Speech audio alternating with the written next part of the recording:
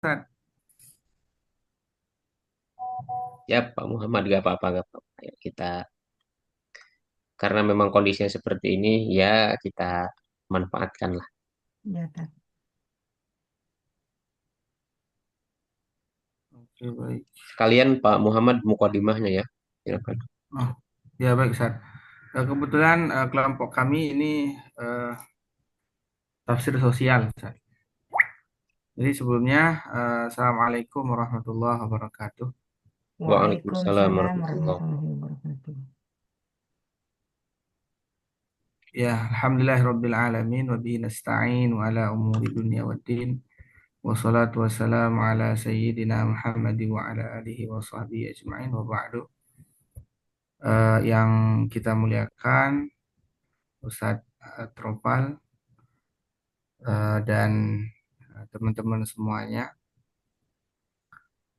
Jadi malam ini kami dari kelompok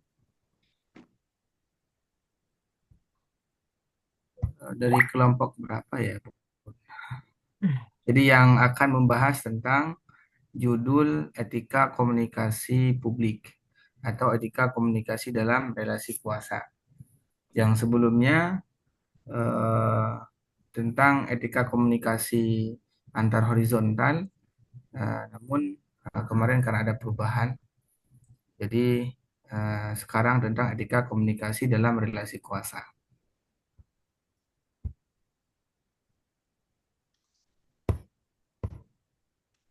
Tunggu dulu. Oh ya. Nah, sekarang ini kok bisa naik ya? Bunda, bisa Ya, bantu nggak nih?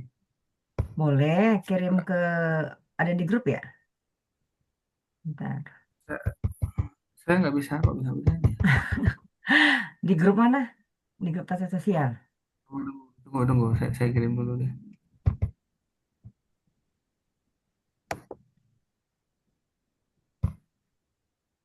Di grup langsung di grup itu ya. Pejuang. Grup pejuang nih. Oke. Maaf, Belum ada? udah. Ini nggak bisa next. Mana? Oh, bisa Bun, bisa Bun, Bisa. sudah. Oke. Jadi ya, maafkan. Eh, nah, kami sebenarnya ada 3 kelompok Ustaz, dan semuanya saya Abdul Ghani dan Ibu Hartati yang pada saat ini sedang sedikit ada kegiatan. Beliau mohon izin, tapi insya Allah nanti kalau sempat beliau akan ikut menghadiri. Oke. Nah, pertama perlu kita ketahui terlebih dahulu tentang latar belakang ya kenapa kemudian eh, pembahasan ini perlu untuk dikaji, yaitu tentang relasi kekuasaan itu biasanya rentang menimbulkan kesenjangan komunikasi. Nah, sehingga perlu kemudian kita pelajari bagaimana perspektif Al-Quran tentang ini.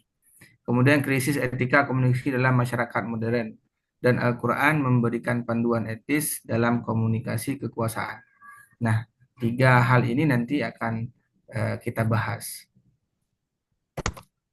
Kemudian tujuannya juga yang pertama menganalisis ayat-ayat Al-Quran yang menggambarkan cara pemimpin atau nabi, bagaimana Nabi Muhammad SAW berinteraksi dengan masyarakat, menegur mereka dengan cara hikmah sesuai dengan ajaran Al-Quran, dan kemudian eh, menunjukkan relevansi tafsir sosial Al-Quran terhadap persoalan komunikasi kekuasaan di masa kini.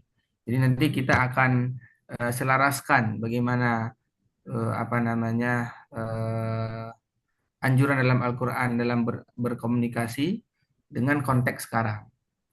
Apalagi sekarang dalam ya mungkin Indonesia yang lumayan ya, komunikasi publiknya itu banyak yang kemudian menjadi kontroversial. Nah, langsung masuk dalam pembahasan supaya tidak lama. Kami di sini cuman akan menyampaikan 4 poin, Eh, yang pertama,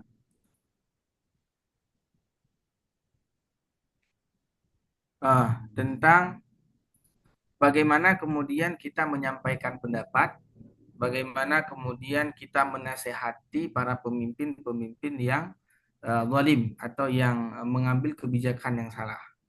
Nah, maka di sini Allah menjelaskan dalam surah At-Taha ayat 4,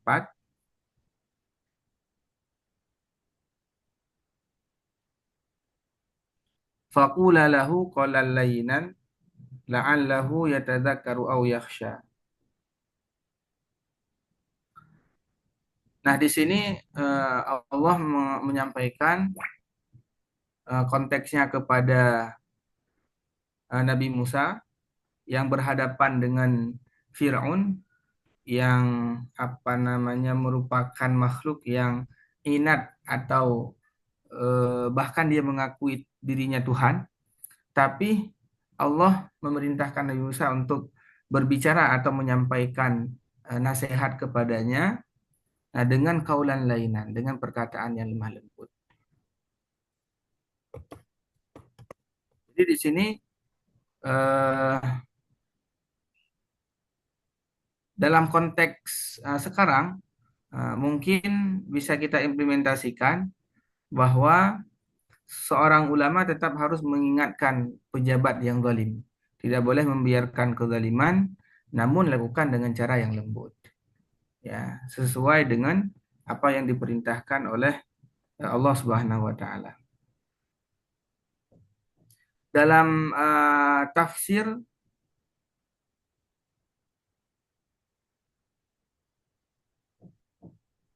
dalam tafsir Ibnu Katsir, karena kita konteksnya ilmu tafsir, maka perlu kita apa namanya menyampaikan perspektif Imam Ibnu Katsir.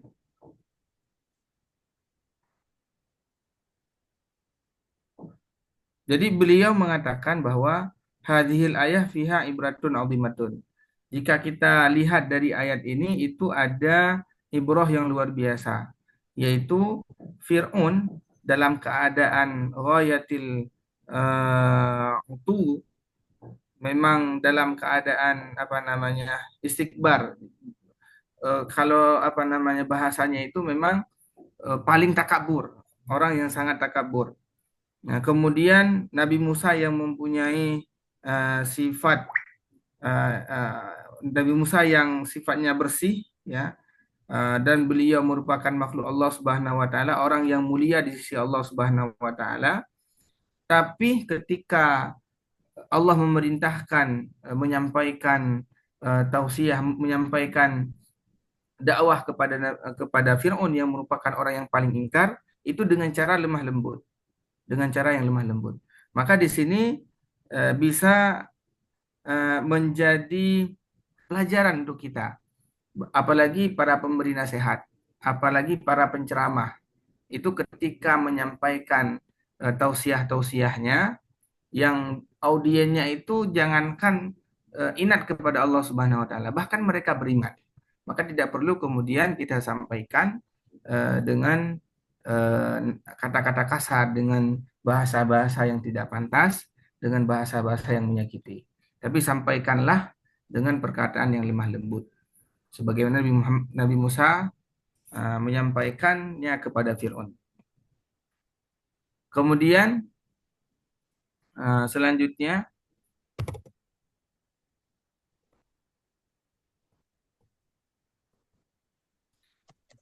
dakwah dan menyampaikan pendapat. Nah, jadi dari ayat Allah Subhanahu wa taala, ud'u ila sabili rabbika bil hikmah wal mau'izatil hasanah wajadilhum billati hiya ahsan. Nah, di sini Allah menyuruh kita untuk berdakwah atau menyuruh di jalan Allah Subhanahu wa taala dengan cara bil hikmah wa mau'izatil hasanah. Dan sebenarnya ini ada 3 poin. Kalau kita lihat dalam tafsir Al-Qutubi misalnya, ada 3 poin. Yang pertama, Allah menyuruh dengan ketika kita menyampaikan dakwah, yang pertama dengan bil hikmah, ya, dengan cara yang eh, elok, dengan cara yang bagus, dengan cara yang lemah lembut. Wa mau'izatil hasanah, dan dengan cara yang apa namanya, mengena kepada audiens. Dan yang terakhir dengan dialog, tapi dengan dialog ya tentunya dengan bahasa yang bagus. Nah, ayat ini memerintahkan Muhammad SAW berdakwah dengan 3 pendekatan komunikasi yang tadi kita sampaikan.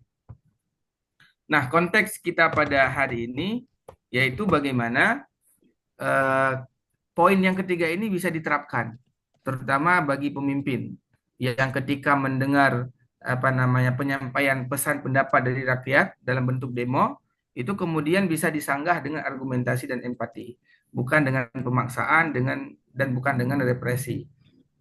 Itu cara Allah Subhanahu wa taala, bahkan beliau sampaikan dalam Al-Qur'an, bahkan Allah sampaikan dalam Al-Qur'an. Nah, mungkin sekian ya dari saya. Selanjutnya akan dilanjutkan oleh Pak Gani. Kepada Pak Gani saya persilahkan.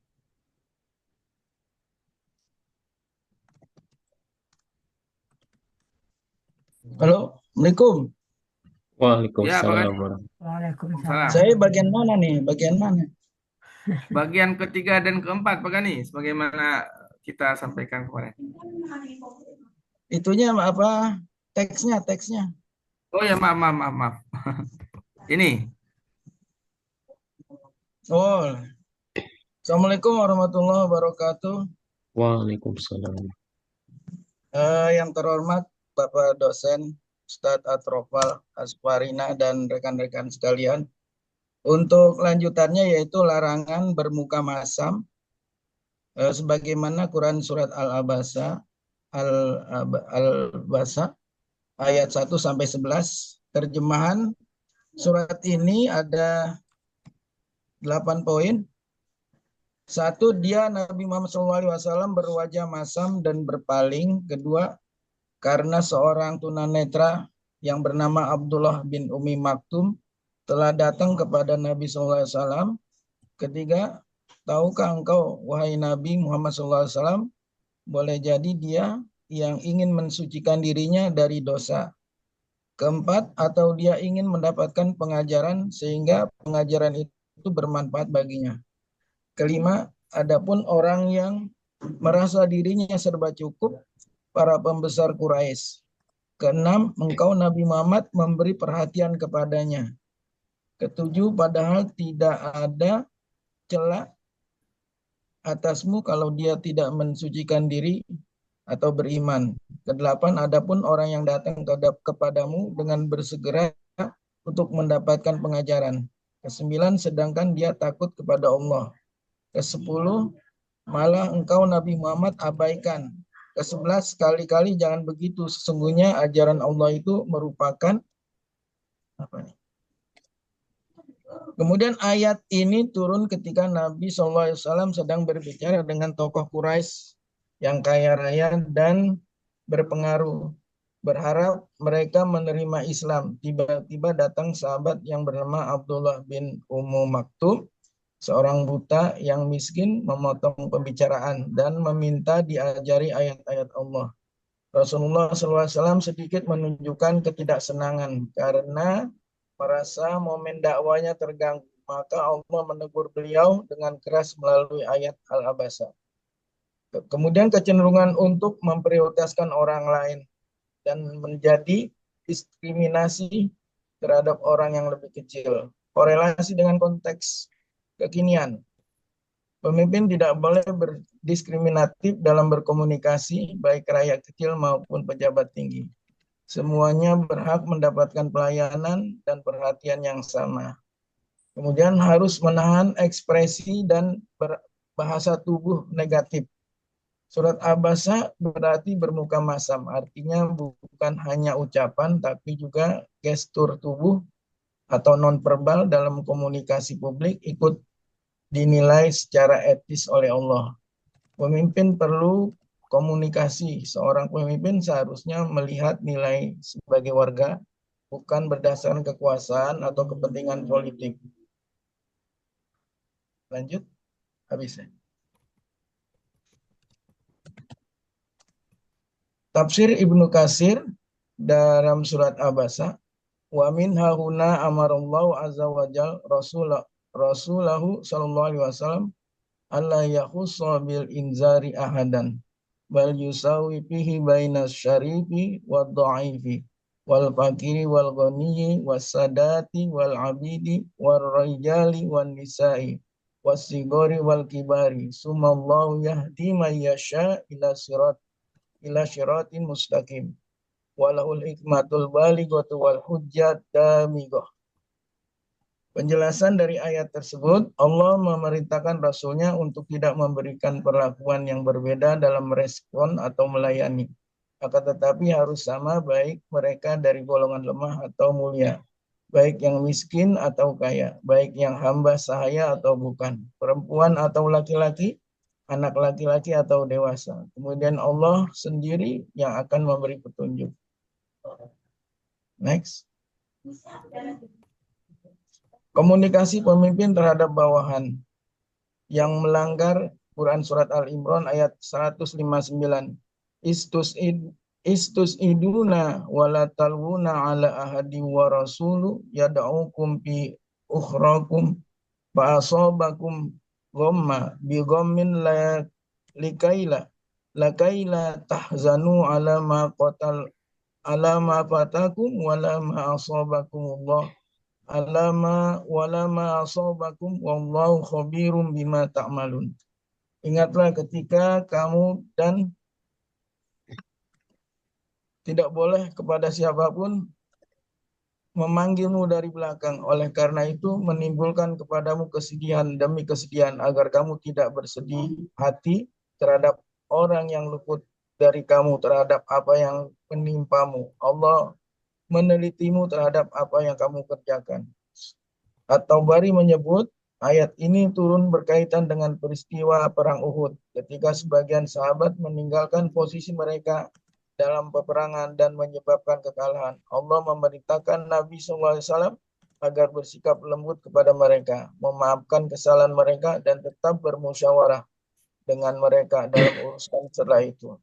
Tafsir At-Tabari Darul Ma'arif 2001 juz 7 halaman 189 sampai 190. Sebagai pemimpin dalam menegur dengan cara yang tegas tetapi tetap lembut, memaafkan dan mampu bermusyawarah dengan bawahan. Kesimpulannya, pemimpin harus bersikap tegas namun tetap lembut dalam menegur bawahannya yang salah. Ulama harus mengingatkan pemimpin yang zalim dengan lembut. Pemimpin tidak boleh membedakan rakyatnya.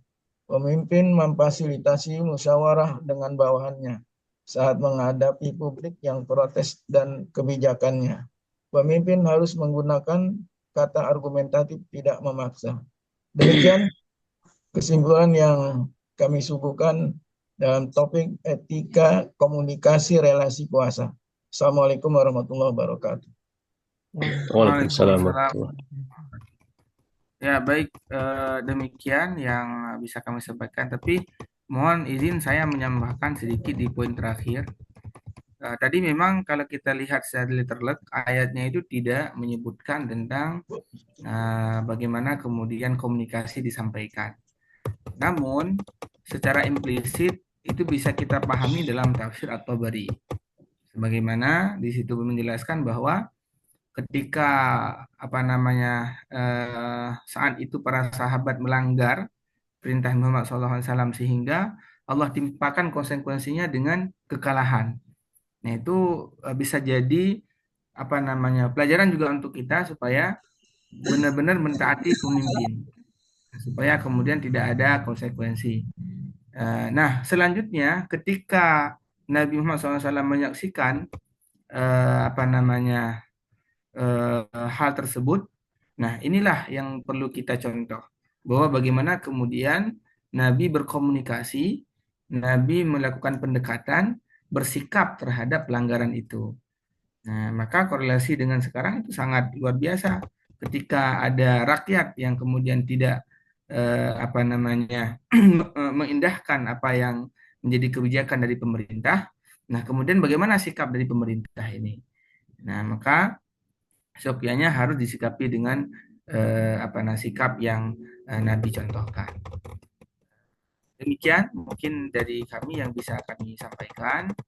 Eh, Selanjutnya sesi tanya jawab. Silakan bagi teman-teman dan Ustadz yang akan menambahkan nantinya apa yang kurang dari kami. Silakan atau yang menambahkan juga dipersilakan.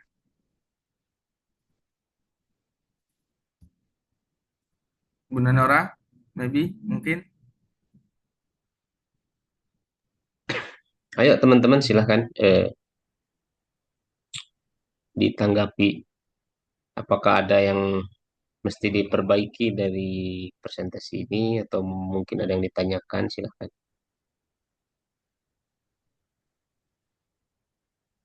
Atau ada yang penasaran? Oh iya, Bu Hmm, Penti, nggak apa-apa.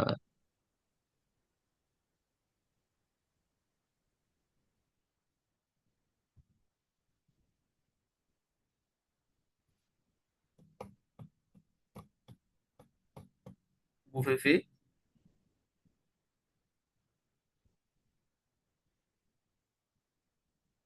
Pak Dateng, gimana? Aman ya?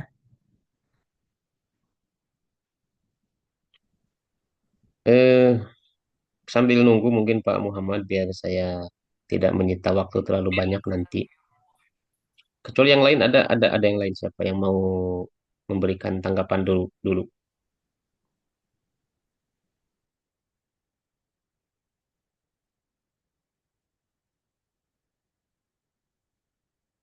Nggak ada ya? Oke. Eh, Pak Muhammad dan Pak Abdul Ghani ya. Terima kasih presentasinya. Ada beberapa ayat yang menurut saya menarik perlu dielaborasi ya. Karena ini konteksnya adalah komunikasi dari penguasa. Penguasa penguasa itu bisa karena dia punya harta banyak, punya kekuasaan, misalnya apa tentara, militer ya, kekuatan militer, atau juga kekuasaan itu bisa jadi karena pengaruh ya biasanya. Nah, yang ingin saya apa pantik dari diskusi ini karena pas saya lihat di beberapa jurnal dan skripsi, komunikasi dari pihak yang berkuasa kepada yang dikuasai ini sepenelusuran saya ini belum ada. Jadi kalau mau dikembangkan ini jadi penelitian selanjutnya, ya misalkan jadi skripsi tugas akhir, ini sangat prospektif sekali. Karena biasanya selama ini komunikasi itu ya kayak kemarin horizontal sifatnya ya, setara gitu, sifatnya setara. Nah misalkan kalau mau kita mempertajam tentang tema ini, bisa tuh dijadikan bingkainya misalkan komunikasi adil. Jadi selama ini yang muncul dalam komunikasi itu adalah seperti kemarin ya, kaulan karima, kaulan sadida, kaulan layyina. Itu itu adalah eh, komunikasi-komunikasi satu yang dia itu posisinya setara, yang kedua biasanya memang ke posisi yang lebih tinggi. Nah, tapi kalau sebaliknya dari posisi yang lebih tinggi secara sosial ya tentu saja tadi karena dia adalah misalkan punya kekuatan militer, karena dia punya apa harta, karena dia punya pengaruh atau karena dia punya jabatan atau apapun itu. Nah, gimana ini? Al-Qur'an bahas itu kayak gimana? Nah, bisa misalkan Pak Muhammad dan Pak Abdul Ghani mempersempit cakupannya menjadi misalkan komunikasi adil. Mungkin nggak kata adil ini diterapkan disandingkan dengan kata komunikasi. Komunikasi bukan komunikasi yang baik, yang lembut, yang ini, tapi komunikasi yang adil. Nah, di mana misalkan contohnya? Kita lihat, kalau kita lihat surat Shod ya ayat 26, ini auzubillahi minasyaitonirrajim misalnya, di sini diceritakan tentang figur Nabi Daud ya. Nabi Daud itu kan oleh Allah diberi kelebihan. Kemudian kita tahu ceritanya bagaimana kemudian beliau jadi raja ya. Jadi bukan sekedar nabi tapi juga jadi raja. Eh, Misalnya di surat Shad ini kan dijelaskan, ya Daud, inna ja'alnaka khalifatan fil ard fahkum bainan nas bil haq. Ah, ini ya. Wala tattabi'il hawa. Jadi ini kan perintah. Fahkum ini sama dengan eh, bagaimana pola komunikasi Nabi Daud dengan beberapa kasus itu ada kan ya kasusnya ya. Kemudian Nabi Daud sendiri tidak bisa memutuskan dengan adil. Nah, gitu. Jadi adil ini bukan dalam rangka memutuskan tapi dalam rangka berkomunikasi. Karena sebelum memutuskan pasti perlu komunikasi. Makanya di Al-Qur'an itu kan ada kambing yang memakan apa perkebunan ya, memakan lahan, memakan tanaman di perkebunan orang lain. Kemudian dua orang ini tuh datang ke Nabi Daud mengadukan problem itu dan ternyata Nabi Daud tidak bisa menuntaskan itu. Dan yang bisa menuntaskan itu ternyata Nabi Sulaiman. Padahal Nabi Daud sudah diperintah, fahkum bainan nas bil haq. Eh, Putuskanlah di antara manusia ini dengan adil ya, dengan benar dan jangan mengikuti hawa nafsu. Sudah. Berarti kan ada kata kunci nih. Pertama kata kuncinya Nabi Daud diperintahkan untuk hanya melakukan komunikasi yang adil. Karena dia sebagai pemimpin dan jangan mengikuti hawa nafsu. Nah, kalau kita lihat misalkan tadi juga betul ya, bagus sekali ada surat Abasa. Abasa wa tawalla anja'ahul a'ma ya. Eh, Telah bermuka masam ya dan berpaling. Abasa telah bermuka masam watawalla dan berpaling. Siapa yang bermuka masam dan berpaling itu adalah Nabi kita yang mulia. Kenapa? Anja'ahul a'ma. Karena datang gitu seorang yang buta. Ini sama kan? Harusnya kira-kira kalau kita lihat makosidnya harusnya dalam sudut pandangnya Gusti Allah harusnya Nabi Muhammad itu tidak membeda-bedakan. Artinya sama juga titik tekannya adil. Karena berhadapan dengan sesama manusia, baik dia buta atau tidak, dia difabel atau tidak, ya jangan ada sikap yang berbeda, berarti adil. Harus ada komunikasi yang adil.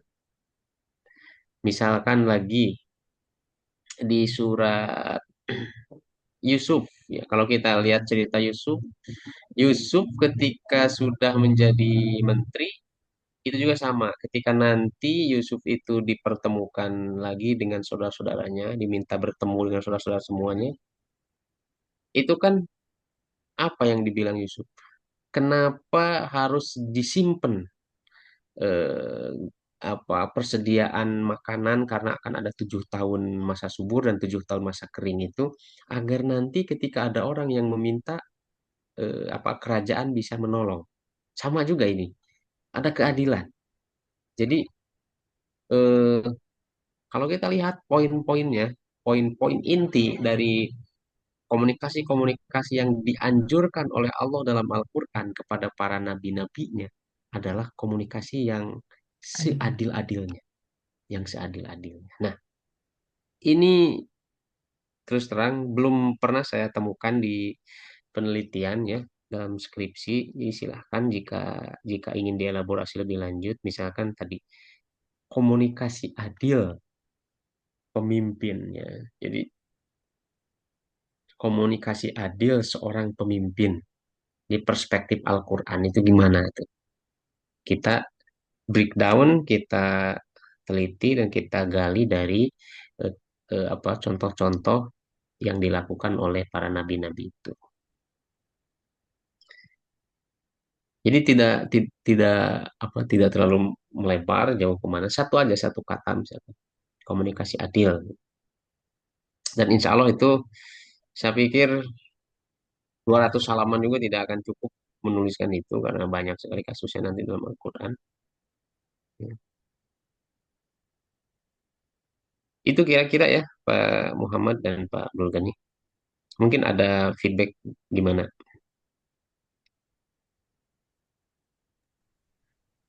Eh, ya, baik Ustaz. Alhamdulillah ini ada perspektif baru ya. Cuman tadi ada di poin ketiga, cuman tidak terlalu ini ya. Cuman apa namanya esensinya ke sana juga adil, dimana kemudian Nabi bisa memperlakukan apa namanya audiens itu secara sama, itu teguran Allah. Tapi eh, ya ternyata memang masih banyak ayat lagi yang harus kita elaborasi, dan ini jadi catatan penting nih. Waduh, dapat apa namanya sudut pandang baru. Wah, Iya, iya, teman-teman iya. yang lain jika ingin menambahkan, kan? Implementasinya aja ya tuh yang apa yang sepertinya memang gimana ya saat kondisi ini. Kayak tadi kan seorang ulama bagaimana dengan lemah lembut misalnya menegur pemimpin itu kan boro-boro dengan lemah lembut ya. Udah ditangkep-tangkepin dipenjarain gitu kan. Iya, iya, Ya betul. itu jadi kita fenomenanya begitu sih Tat. Jadi kalau misalnya tadi itu memang itu idenya bagus banget ya kalau kita bisa meneliti apa nggak pagi mendorong memberikan satu bagaimana menetapkan satu fatwa undang-undang gitu ya yang berkata kalau bahwa apa harus ada komunikasi yang adil antara pemimpin dengan rakyat gitu. Teorinya sih begitu, tapi realitanya yang Masya Allah. Saya Iya, jujur iya. aja ya tadi di Pangkal Pinang. Ini saya sempat agak-agak sedikit ada dorongan memang mau meneliti ini dan ada sedikit apa ya pengen berbuat gitu untuk di kota terutama di Bangka Belitung. Waktu pertama saya pindah ke sini sekitar berapa 3 tahun yang lalu, dari tahun 2015, saya kan ada membuat satu bisnis lah gitu di Bangka Belitung awalnya dulu, bolak-balik ke sini gitu. Saya nggak kaget ternyata perceraian tertinggi itu di Pulau Belitung Hmm, se Indonesia. Agak ketampar, ya, kok gitu ya. Nah kemarin saya berhubungan dengan apa saya kan punya komunitas muslimah. Jadi kita tuh saya diminta ngisi untuk di departemen kementerian cerita. Saya dah kebetulan pengurus apa sekretaris daerah di Kementerian Provinsi eh, Bangka Belitung. Nah itu kakaknya juga jamaah kami lah ya yang di apa di sini gitu. Jadi saya masuk ke sana gitu. Dan dia cerita bahwa tingkat HIV nomor 5 tertinggi di Pangkal Pinang gitu. Nah, ini kan seperti ini kan eh, apa namanya kok bisa gitu. Jadi artinya ini sudah lost ini gitu. Jadi eh, ranah agama tuh sudah sangat jauh gitu ya. Sampai gimana gini mikir gini, apa yang bisa saya perbuat? Paling gampang tuh kan sebenarnya kita masuk dari sisi dari pemerintahnya tadi ya. Kalau pemerintahnya tegas, misalkan dari anak SD misalnya atau SMP yang memang mereka apa ada rambu-rambunya lah ya gitu ya, ruang komunikasi gitu. Cuma kan saya juga bingung apa yang masih dia perbuat gitu lah ya, karena memang kalau sampai udah tingkat HIV tertinggi, nah itu karena dari sampai ke anak-anak sekolah ada Fat. Anak-anak SMA. Jadi saya dengar berita itu saya agak ya Allah gitu ya. Apa yang bisa kita berbuat gitu loh dengan masyarakat yang Masya Allah sudah melaksanakan seks bebas gitu. Itu sih Tat. Mungkin ada malah saya yang mau minta masukan ya. Eh, Kepengen gitu kayak kita melakukan sambil meneliti ya tapi ya bisa juga gitu. Ini apa yang mesti diperbuat dengan masyarakat yang udah luar biasa seperti ini gitu. iya, iya, iya, iya. Eh, Mungkin saya sedikit ya respon. Kasus Bu Nora ini menarik sebenarnya ya. Menarik sekali, Bu. Cuma nanti gini, Bu. Ada beberapa pendekatan yang bisa dilakukan. Ada pendekatan. Pendekatan itu biasanya kita sebagai akademisi menempuh dua pendekatan sekaligus, yaitu praktis dan teoritis. Jadi Mm-mm. yang sifatnya teoritis tetap tidak boleh ditinggalkan. Iya. Kenapa yang teoritis itu penting? Karena beberapa persoalan itu tidak selesai kalau secara teoritisnya belum selesai. Ya. Kalau secara teoritisnya belum selesai. Misalnya yang paling terbaru saya sedang riset sekarang tentang kadaver. Kadaver itu eh, mayat yang digunakan untuk praktek kedokteran. Dan apa? Karena setiap fakultas kedokteran ini harus ada kadaver, harus ada mayat itu untuk praktek ya. Jadi diacak-acak, bayangkan diacak-acak untuk menjadikan bahan praktek para dokter-dokter. Nah, sedangkan suplai mayat itu kurang. Nggak ada keluarga yang mau mewakafkan mayat keluarganya untuk itu, atau orang yang mau mewakafkan itu kan. Nah, kenapa nggak mau? Karena ternyata alasannya alasan keagamaan. Nah, maka misalnya untuk menuntaskan masalah seperti ini ya nggak bisa kita langsung terjun ke regulasi, ke undang-undang ya, Mm-mm. tapi memang harus selesai dulu di teori. Misalnya, apakah di Islam eh, jasad yang mayat ini boleh nggak kalau tidak dikuburkan? Boleh nggak kalau diwakafkan ke rumah sakit, ke kedokteran kayak gitu? Nah, kalau sudah selesai di teori, biasanya maju ke regulasi itu mudah. Nah, begitu juga sama halnya dengan kasusnya Ibu Nora ini. Ibu Nora punya kegelisahan itu, ya saran saya selesaikan secara teori. Artinya teori itu data, secara data. Ya, tadi misalkan peringkat kelima tertinggi, kemudian perceraian peringkat ke satu tertinggi. Nah, itu data itu terus diperkuat. Kalau bisa misalkan ibu kerjasama dengan berbagai elemen di sana untuk tahu, misalkan di pengadilan, ya itu kan ada itu pendataannya. Berapa Mm-mm. persen yang cerai akibat apa? Itu Mm-mm. ada itu ya. Karena di kota saya juga di Garut termasuk tinggi sekali perceraiannya ya. Per tahun ini tuh sekitar 5.000 kasus ya. Tahun 2025 itu ada 5.000 kasus. Dan itu ada ternyata datanya, Bu. Ketika saya diajak diskusi oleh teman-teman, ada datanya. Jadi misalkan berapa persen yang cerai akibat misalkan gugat cerai, istri berarti yang menggugat. Berapa persen yang memang KDRT, suami yang kekerasan rumah tangga. Berapa persen misalkan yang eh, apa eh, memang kasus ekonomi. Nah, itu eh, adalah langkah konkret Ibu Nora sebagai akademisi yang bisa dilakukan. Jadi gak bisa kita langsung loncat ke aksi ya, yang disebut aksi misalkan apa. Karena kita juga kalau nggak ada basis data, nggak ada basis teori, nggak bisa kita merencanakan akan kemana langkah kita selanjutnya. Kayak saya misalkan di Kadaver ini, nanti ke depannya saya juga ingin memberikan revisi terhadap undang-undang penyediaan Kadaver yang di Indonesia ini terlalu ketat sekali sehingga rumah sakit atau fakultas-fakultas kedokteran itu kesulitan mendapatkan mayat. Dan akhirnya karena saking ketatnya dan karena saking sulitnya, akhirnya ada black market, ada pasar gelap. Hmm. Pasar gelap itu jual beli mayat dan mayat siapa itu nggak tahu. Ya Allah. Nah, ini jadi akhirnya kan jadi negatif sekali. Nah, tapi untuk sampai ke sana ya kita harus bener-bener harus mumpuni dulu di datanya, di teori. Itu juga Ibu Nora. Ya, ya. Ya. Ini bagus itu nanti misalkan gunakan saja untuk tugas akhir misalkan di tafsir misalkan tentang surat An-Nisa itu yang terkenal gimana itu pola, atau misalkan wa ashiruhunna bil ma'ruf ayat itu misalkan bagaimana itu implementasinya dalam keluarga di misalkan apa di sana misalkan apa tadi apa namanya Bu, Bangka daerah apa, Belitung, Bangka Bangka Belitung. Belitung misalnya, nanti studi kasusnya di pengadilan misalkan. Kasus-kasus atau jangan-jangan mereka itu misalkan nggak tahu wa asyiruhunna bil ma'ruf itu kayak gimana. Atau jangan-jangan mereka menganggap bahwa suami mukul istri itu termasuk salah satu wa asyiruhunna bil ma'ruf karena ada ayat fadribuhunna juga. Dan itu terjadi di mana-mana. Nah, misalkan sekarang juga kemarin dari Pak Menteri juga sama ya, angka perceraian itu naik drastis sekali sekarang, sedangkan angka pernikahan turun ya.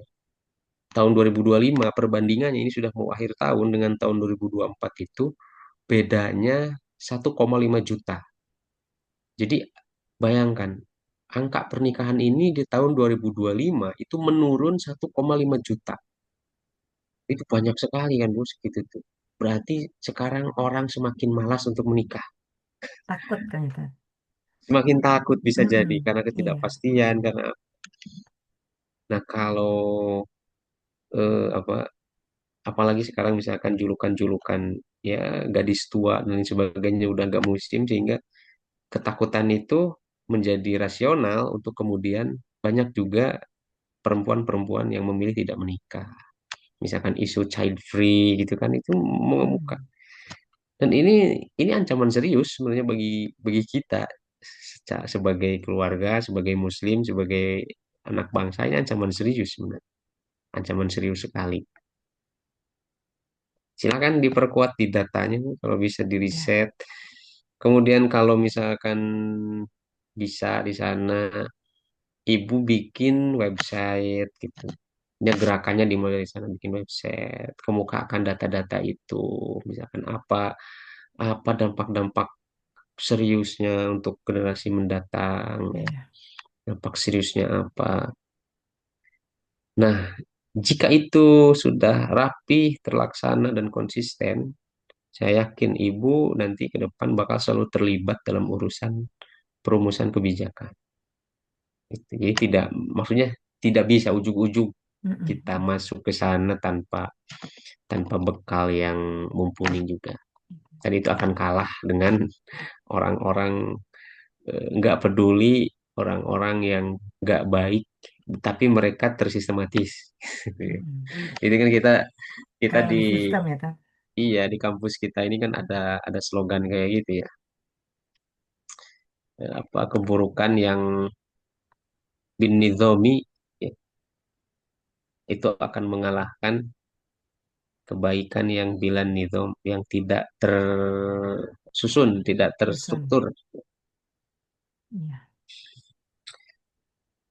Oke, semangat Ibu Nura. Amin. Semangat. Teman-teman yang lain bagaimana? Kita kembali ke kasusnya tafsir sosial Pak Muhammad.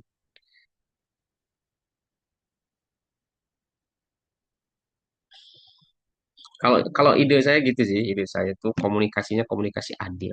Pemimpin itu nggak perlu lemah lembut menurut saya, nggak perlu lemah lembut. Justru yang lemah lembut itu pencitraan, jangan-jangan gitu. Jadi nggak perlu apa suaranya lembut, lemah lembut gitu. Kemudian apa lagi ya? Sopan. Saya rasa pemimpin itu nggak gitu. Karena nggak ada ayat di Quran itu yang ngomongin pemimpin harus gitu. Pemimpin itu di ayat-ayat pasti selalu adil, jangan ikuti hawa nafsu. Adil, jangan ikuti hawa nafsu. Jadi nggak penting. Karena kalau kita akan bisa kita milih, mending mana pemimpin yang sopan, lemah lembut, tapi dia pembohong, atau misalkan yang dia bicaranya lantang, mungkin agak keras, tapi dia adil.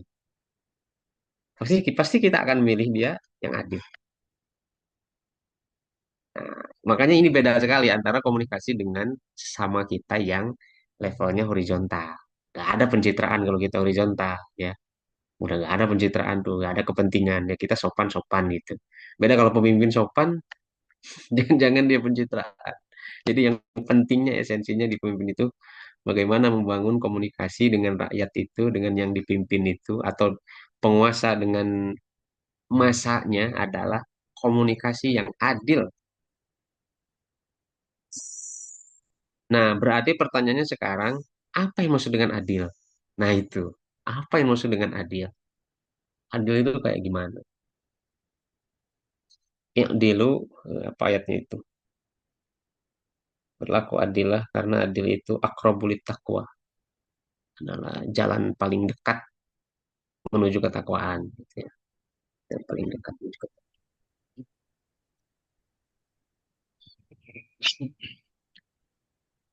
Kayak Nabi juga kan diperintah oleh Allah itu begitu. Jangan sampai ketidaksukaanmu terhadap suatu kaum mendorongmu untuk berlaku tidak adil. Selalu kayak gitu. Di di level pemimpin, di level penguasa itu selalu kayak gitu penekanannya, keadilannya, adil.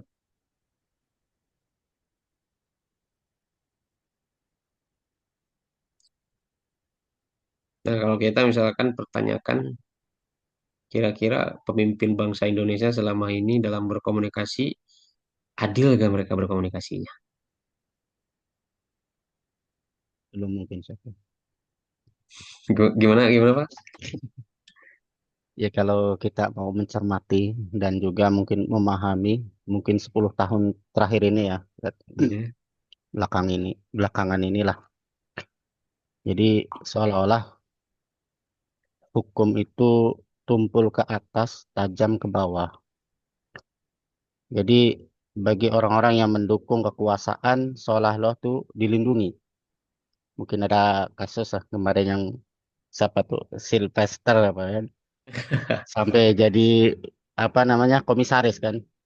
Sebenarnya udah kasus kemarin yang dengan apa Pak JK kan tidak ditangkap karena apa berkompromi dengan kekuasaan. Tapi bagi orang-orang yang memang eh, seolah-olah berseberangan dengan pemerintah tanpa apa istilahnya langsung aja istilahnya jadikan terdakwa dan sebagainya. Nah, menghadapi itu semua sekarang tuh bagaimana untuk menyikapinya, Ustaz? Saya tuh kayaknya kok pesimis Indonesia ke depan ini, Ustaz. Menghadapi yang seperti ini kalau tidak ada perubahan, bagaimana kita istilahnya? Apakah itu kalau katakan adil mungkin ya masih jauh sebenarnya kalau kita pikir kepemimpinan di Indonesia itu katakan adil dengan fenomena kasus seperti itulah, Ustaz.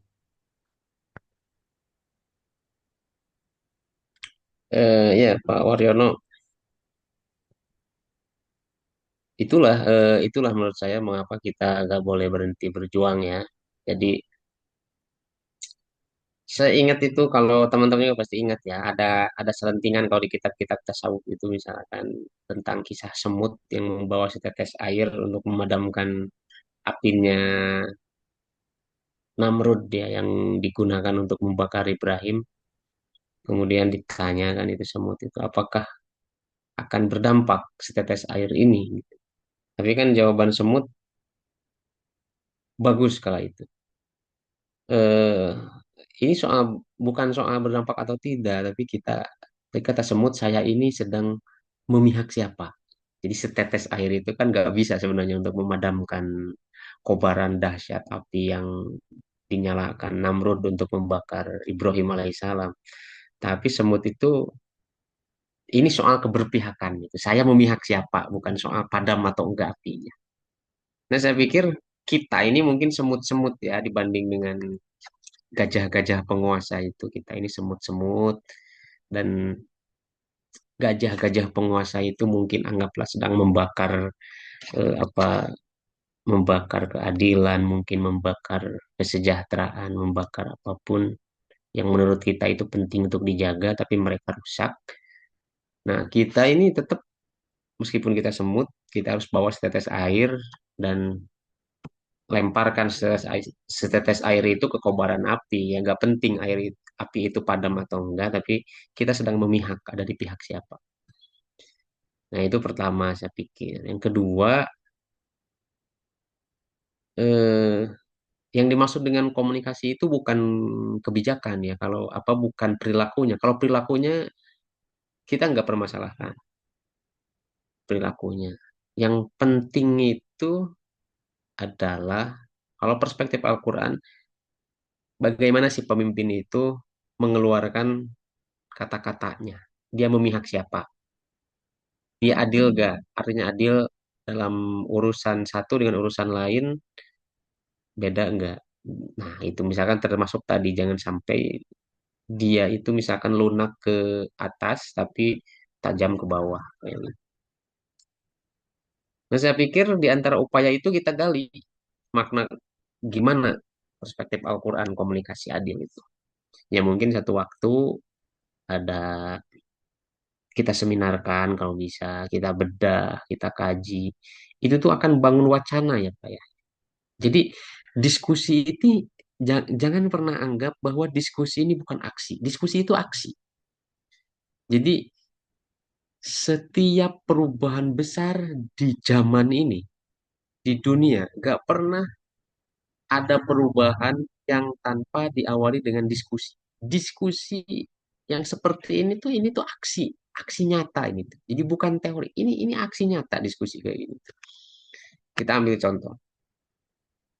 Nabi Muhammad itu setelah menerima wahyu, sebelum apa dakwah terbuka, itu kan ada dakwah. Yang apa istilahnya? Sembunyi-sembunyi atau tertutup? Mana yang paling teman-teman sukai kata-katanya? Sembunyi-sembunyi ya. Sembunyi-sembunyi gitu ya. Itu kan di rumah apa siapa? Arkom.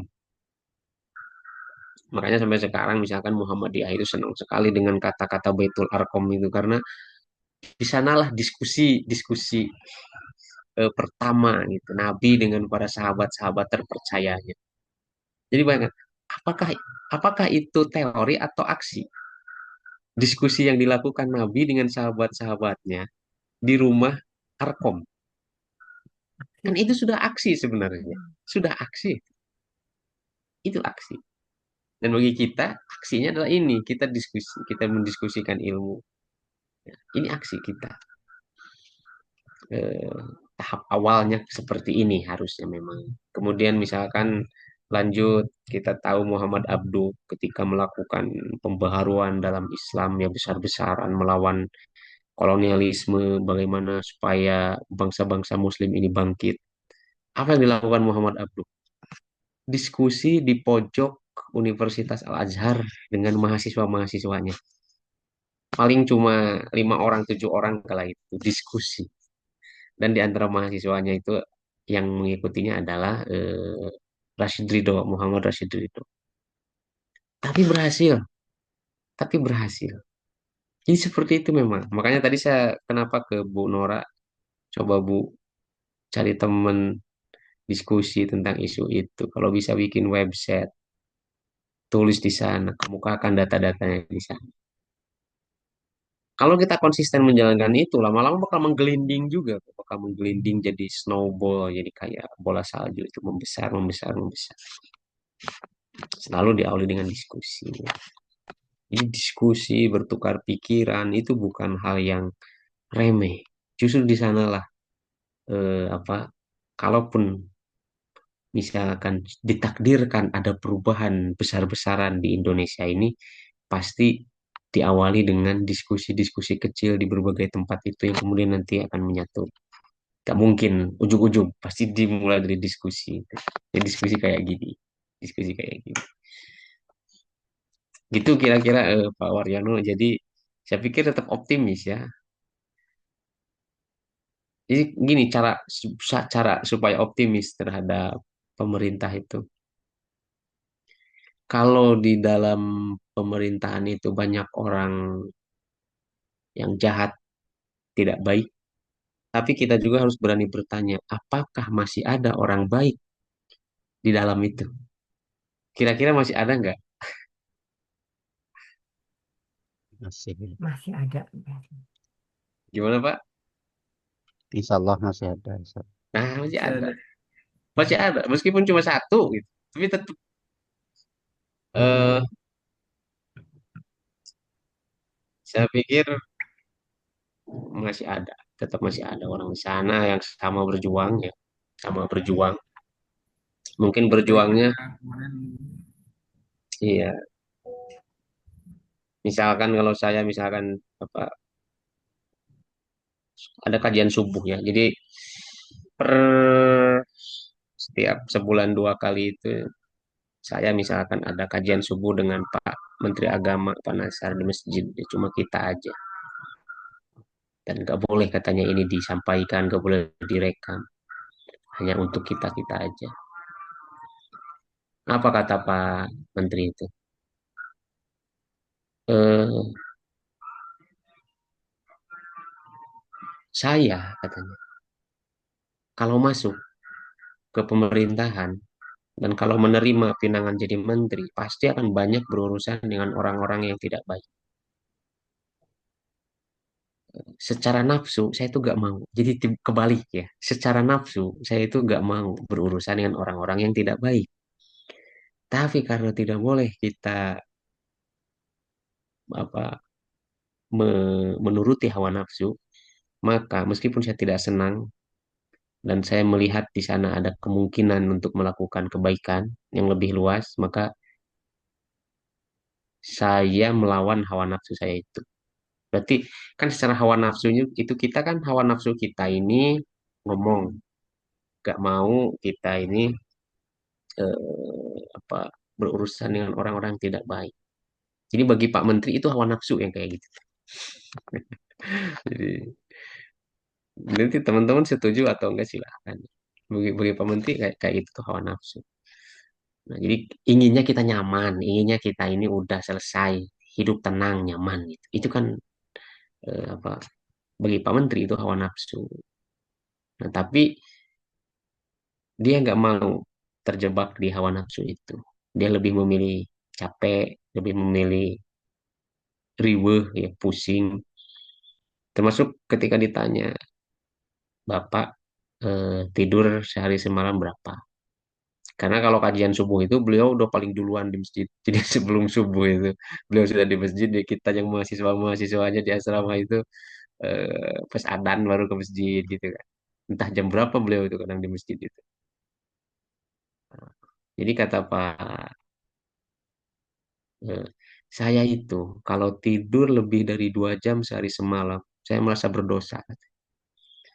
Merasa bahwa hidup saya itu tidak berguna kalau saya tidur lebih dari 2 jam sehari semalam.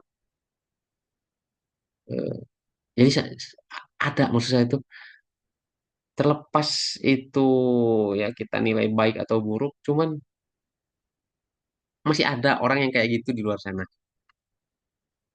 Coba di sini teman-teman berapa jam kira-kira tidurnya sehari semalam?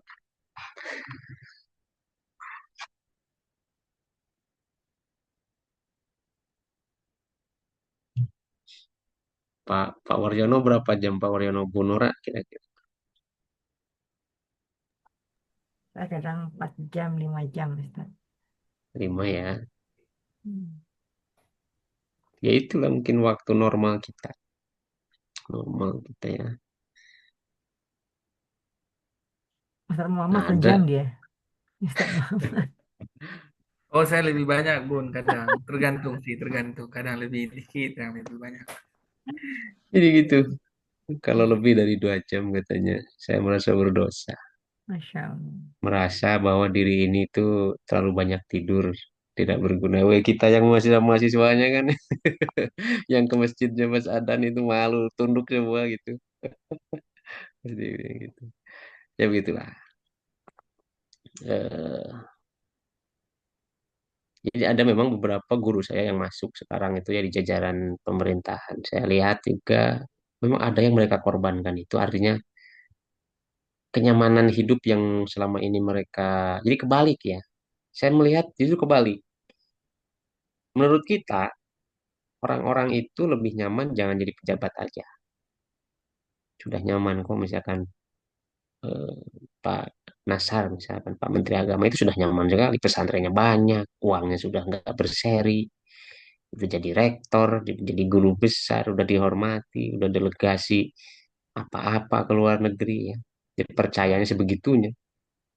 Nah ketika jadi menteri, udah tuh lepas semua itu. Lepas semua itu. Terus ya akhirnya ditanya gitu, lebih enak mana? Jadi menteri dengan sebelumnya? Tentu saja, lebih enak sebelum jadi menteri. Lebih enak sebelum jadi menteri, lebih bebas dan sebagainya. Jadi mungkin ada orang-orang yang untuk kekuasaan mereka menjilat ya, habis-habisan untuk sampai di sana. Tapi ada juga orang yang untuk menjabat itu sangat menderita sekali, sangat menderita sekali. Nah nanti kita di sini kalau ada tawaran jabatan, mudah-mudahan ingat itu. Kita termasuk yang seneng. Maksud seneng. Jadi saya itu jadi paham teman-teman. Mungkin yang dimaksud dengan Nabi kita yang mulia, orang yang senang dengan jabatan dengan yang tidak senang dengan jabatan itu mungkin maksudnya. Artinya jabatan bagi dia itu memang nggak mau aslinya karena hidupnya sebenarnya sebelum menjabat itu lebih enak. Tapi setelah menjabat dengan tanggung jawab itu hidupnya jadi apa? Sibuk ya, lelah gitu. Itu mungkin teman-teman. Sekarang ada lagi nggak yang presentasi Bunda Nora? Ya, ada nggak yang bukannya dua matkul ya Ustaz? Ya, yang madzhab ada nggak? Yang mazahib, Bapak Ustaz Muhammad, kita ya? Bukan. Kalau nggak salah nah Ustaz. Hah? Ustaz Majid. Siapa Ustaz Majid? Harusnya pekan lalu, hanya saja karena perkuliahan tidak jadi berlangsung, jadi Ana belum presentasi Ustaz. Iya, Jadi iya, iya. baiknya seperti apa? Apakah sekarang saja atau bagaimana? Boleh, boleh. Mau sekarang siapa aja timnya? Ada nggak? Hadir nggak sekarang? Berapa orang? Nggak tahu juga ya Ustaz. Kebetulan Ana satu kelompok sama Mas Satria dan Teh Lasya. Kebetulan beliau berdua nampaknya tidak aktif kuliah Ustaz, bagaimana ya? Tidak ada Oke. informasi apa-apa sehingga untuk PPT ini pun Ana buat sendiri. Oh, tapi PPT-nya ada? Ada gitu. Oh ya, kalau ada silakan. Sekarang aja Pak. Pak Nah, Abdul aja ya Majid. Ustaz ya. Sekarang. Iya. Oke, Namun teman-teman. mohon maaf Kita, kalau seadanya ya Ustaz ya. ya nggak apa-apa. Teman-teman kita simak ya. Satu presentasi lagi karena sesuai ini kita sekarang mengganti dua mata kuliah ya.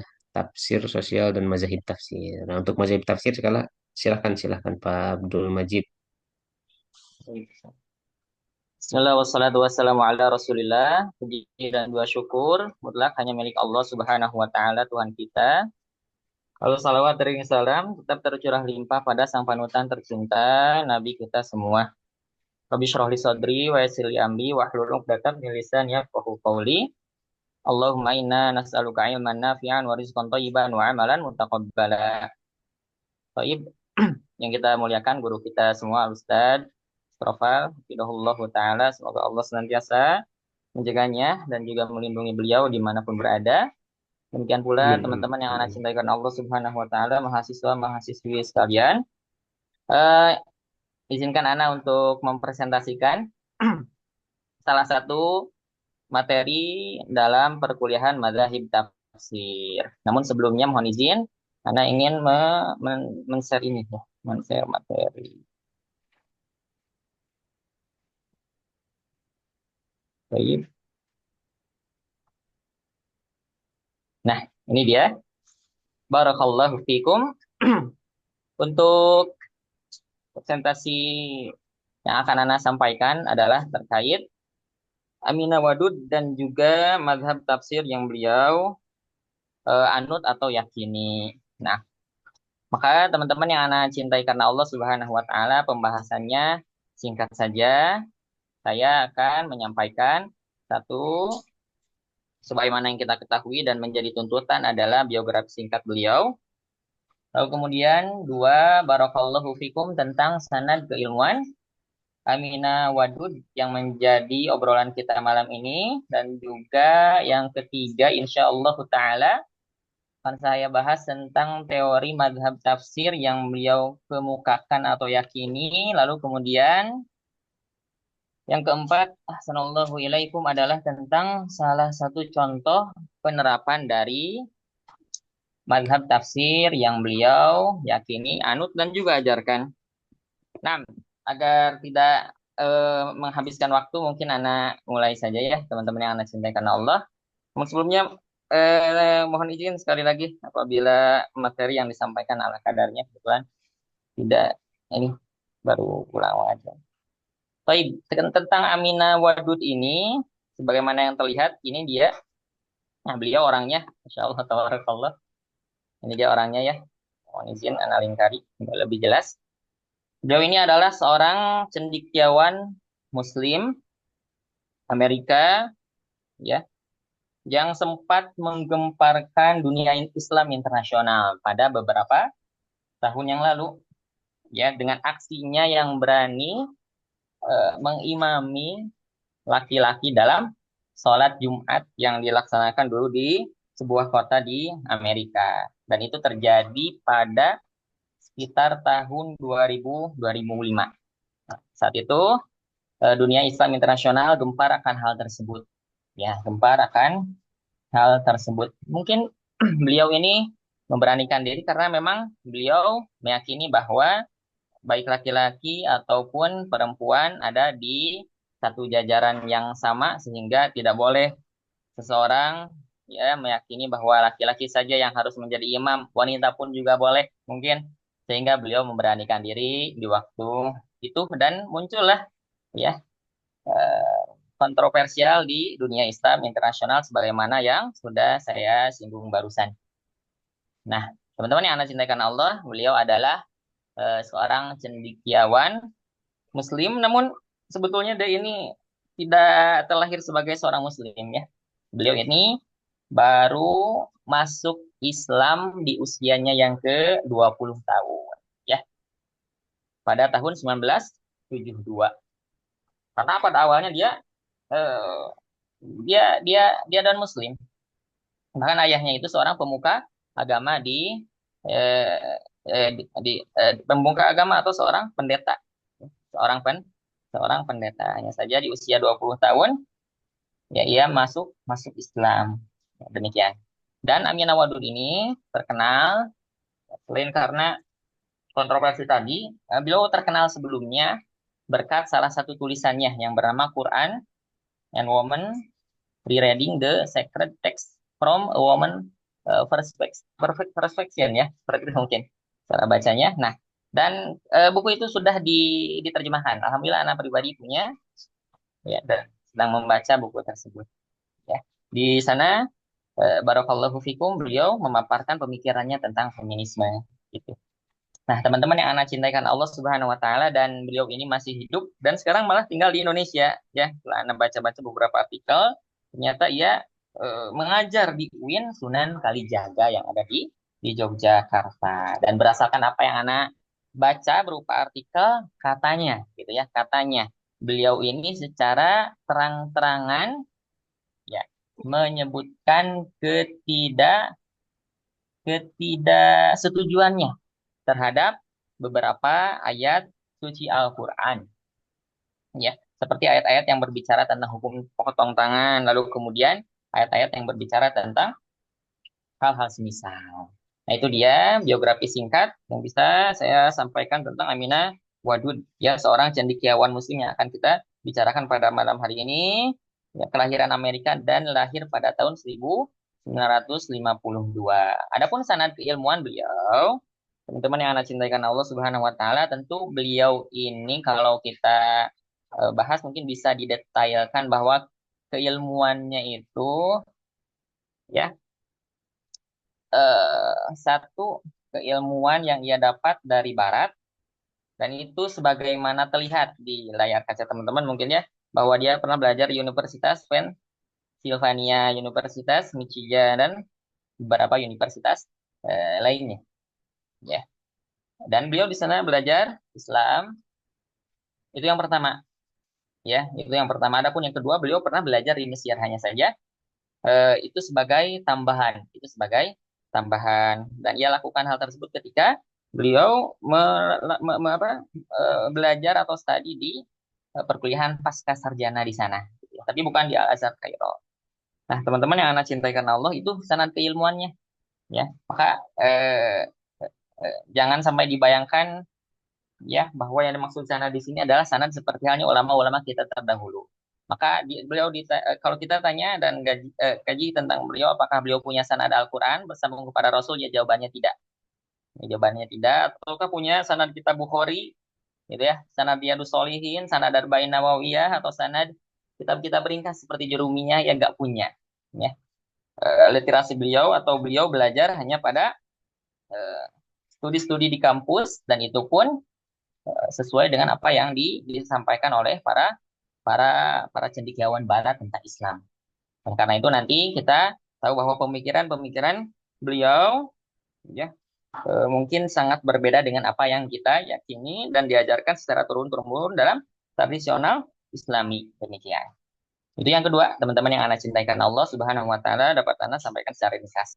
Adapun poin ketiga tentang teori mazhab yang beliau yakini dan juga sebarluaskan Tentu ini anak sudah bagankan menjadi 3. Bahwasanya yang pertama, teori mazhab yang beliau yakini hanya ada di sana yang namanya mazhab tafsir tradisionalis, ya.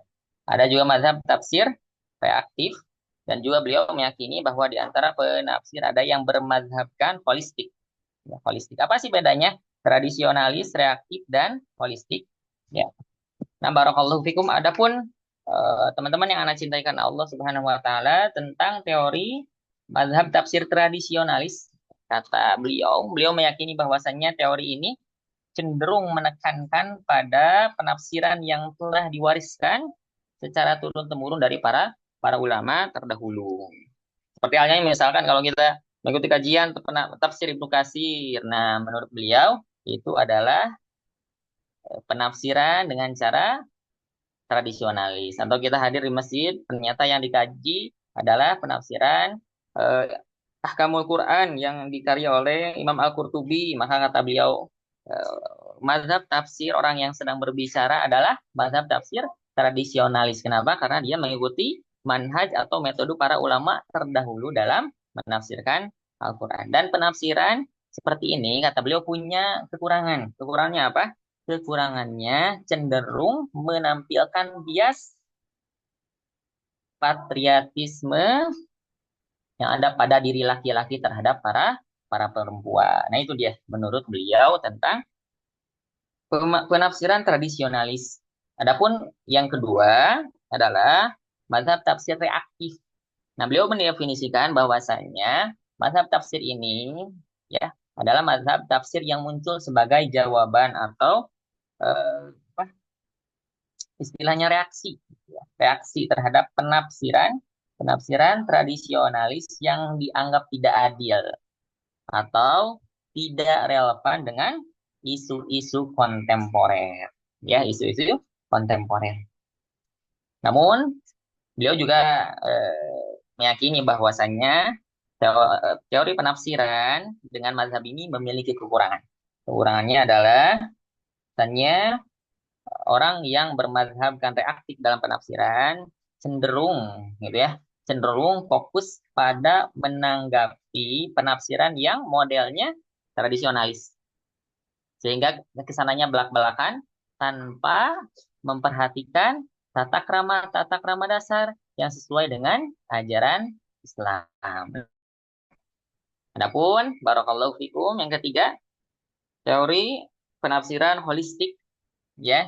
Dan inilah yang ia yakini bahwasanya ini adalah penafsiran yang terbaik.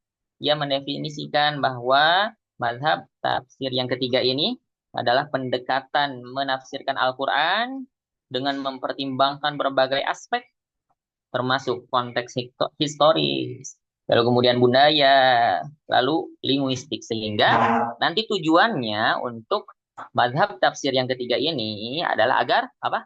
Al-Quran sesuai dengan apa, teman-teman yang cintakan Allah, sesuai dengan manusia modern, ya, nggak kayak dulu, tapi sesuai dengan manusia-manusia kekinian, sesuai dengan kebutuhan-kebutuhan kita di masa ini. Karena dalam proses penafsiran, ya, nanti konteks budaya yang ada saat ini, juga aspek-aspek lainnya yang hanya ada saat ini akan sangat dipertimbangkan. Itu dia yang ketiga, dan itulah yang ia yakini dalam menafsirkan ayat-ayat Qur'ani, khususnya yang berbicara tentang apa? Tentang wanita. Demikian.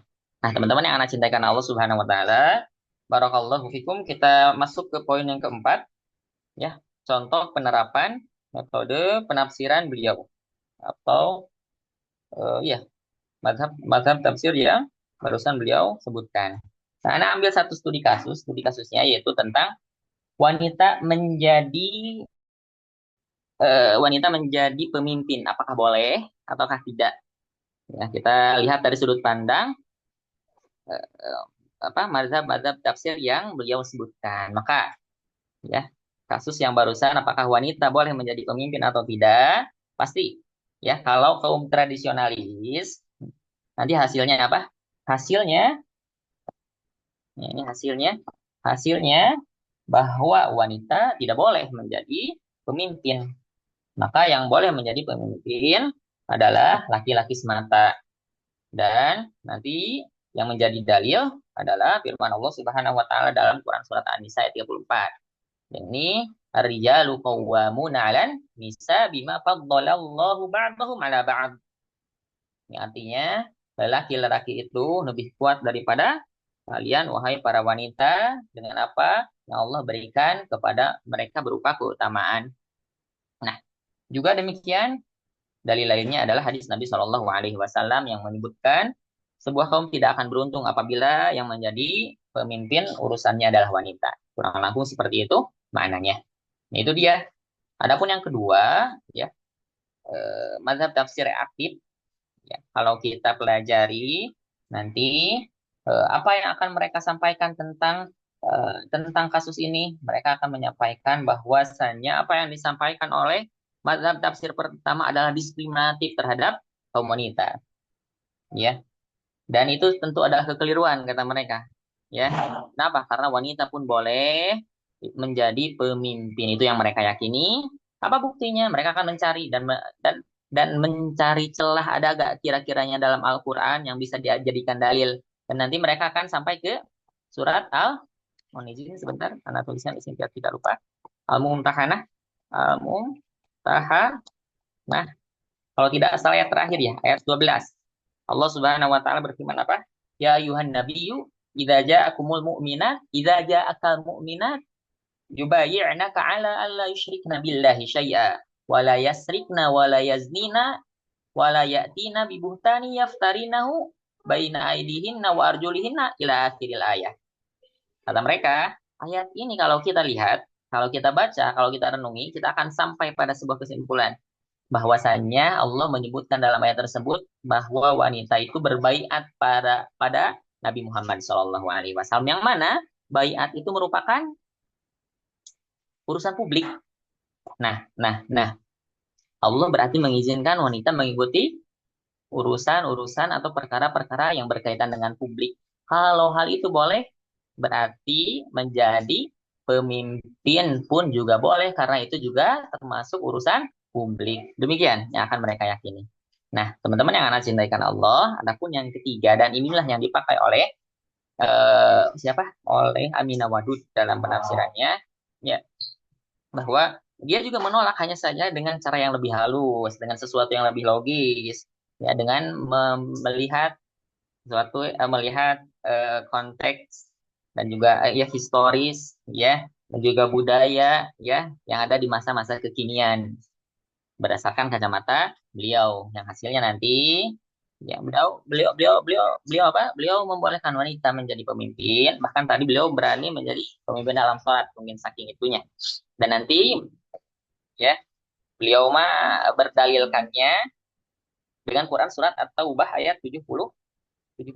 Setelah Anda baca-baca, itu adalah firman Allah Subhanahu wa taala, wal mu'minuna wal mu'minatu ba'duhum awliya'u ba'din ya'muruna bil ma'ruf wa yanhauna 'anil munkar. Nah, dalam ayat ini kata beliau, Allah Subhanahu wa taala menyebutkan bahwasannya orang-orang beriman, baik laki-laki atau perempuan, mereka saling membantu. Ya, ba'duhum awliya'u ba'din. Maka sebagaimana hal tersebut disebutkan oleh Allah bahwa laki-laki dan perempuan saling membantu, mengapa tidak dalam urusan kepemimpinan pun wanita diangkat untuk bisa membantu menjadi pemimpin atas laki-laki.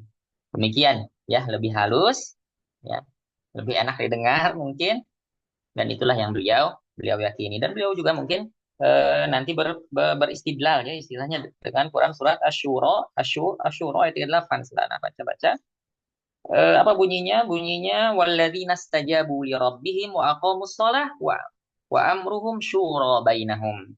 Ya, artinya ya, orang-orang yang menerima seruan Tuhan dan melaksanakan sholat, cara mereka dalam melakukan kehidupan adalah melakukan musyawarah. Dan ini berarti bahwa teman-teman yang anak cintaikan Allah, wanita juga boleh menjadi pemimpin dengan catatan apa katanya? Dengan catatan bahwasanya hal tersebut dimunculkan atau dihasilkan atas dasar musyawarat dan kesepakatan bersama. Maka ini terlihat, ya, mazhab tafsir holistiknya sungguh terlihat lebih halus, walaupun memang sama dengan Tadi mazhab yang kedua reaktif. Hanya saja ini sekali lagi lebih halus berbeda dengan mazhab kedua yang lebih fokus pada menjawab penafsiran tradisionalis yang terkesan diskriminatif terhadap wanita. Mungkin demikian teman-teman yang anak cintai karena Allah Subhanahu wa taala, mohon maaf atas presentasi yang ala kadarnya ya. Kebenaran mutlak hanya milik Allah Subhanahu wa taala. Kekurangan mutlak kekurangan saya. Mudah-mudahan guru kita semua berkenan untuk menambahkan. Jazakumullahu khairan jaza. Wassalamualaikum warahmatullahi wabarakatuh. Ya, waalaikumsalam warahmatullah. Silakan teman-teman. Eh, Barangkali ada yang mau berkomentar, ada yang mau menambahkan terlebih dahulu. Mungkin bertanya juga kepada Pak Abdul Majid. Silakan, silakan. Kalian di absen ya, sambil absen. Syifa Tunisa ada, Syifa Bu Evi. Ada Ustadz. Nah, itu ya. Bu Dian, Dian. Ada Ustadz. Pak Kang Dimas ini ya, Kang Dimas. Hadir, Pak Ustaz. Waryono, Pak Waryono ada tadi.